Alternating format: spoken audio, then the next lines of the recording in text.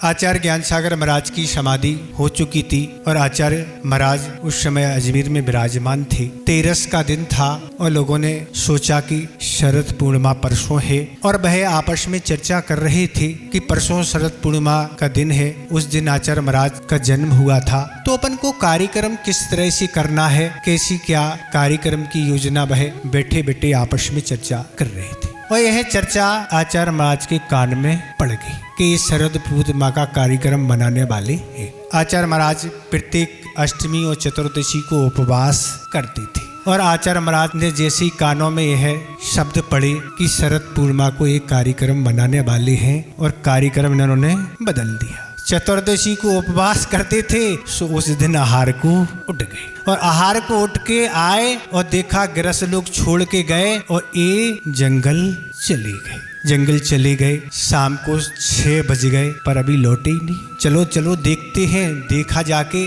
खड्गासन में ध्यान अवस्था में खड़े। लोगों ने सोचा लग रहा है रात भी यहीं निकलेगी। कोई कहता है लगता है अब यह जन्मदिन मनाने वाले नहीं है, ये यहाँ आ गए, इसका अर्थ यही है। और लोग ने सोचा सुरक्षा भी आवश्यक है, कुछ लोग रात्रि में वहीं रुक गए। क्योंकि सर्दी भी थोड़ी पड़ने लगी थी, जंगल का वह क्षेत्र था, लोग तो ठंडी के कारण कप रहे हैं रात्रि में। और यह खड़े हुए हैं ऐसे निष्कंप ध्यान अवस्था में, ऐसे जंगली जानवर बार बार आ रहे हैं, आवाजें से दहाड़ रहे हैं, पर इनमें पूरी निर्भयता के साथ खड़े हुए। पूरी रात खड़े और दिन में लगभग 30 घंटे खड़े रहे और दूसरे दिन शाम को 6 बजे आए। और बड़े कमेटी के लोग बड़े विचार कर रहे थे, अपनी तो सारी की सारी तैयारी धरी की धरी रहेगी, क्या अपनी कामनाएं और भावनाएं थी, सारी भावनाओं पे पानी फेर दिया। 6 बजे जैसे ही प्रवेश किया नसिया में, बहुत प्रसन्न थे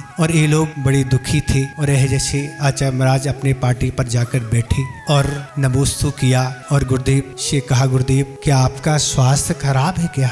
आप तो अष्टमी चतुर्दशी को उपास करते थे, आपने चतुर्दशी को उपास नहीं करके आज उपास कर लिया। आचार्य महाराज उनकी बात समझ रहे थे। हाँ, साधु का कोई नियम तो है नहीं अष्टमी चौदशी को उपास कभी भी कर लो ना, फिर भी आज का दिन तो हमारा दिन था और हमें खुशियां मनाना थी। आचार्य महाराज ने यही उत्तर दिया कि पंचम काल में किसी भी समय दृष्टि का जन्म नहीं होता। और यह बात जब उन्होंने सुनी सारे के सारे मौन रह गए। बात तो सही है, तो इसलिए ये आचार्य महाराज ने कर दिखाया। तब उनको लगा कि कहाँ इनकी साधना, कहाँ इनका अध्यात्म,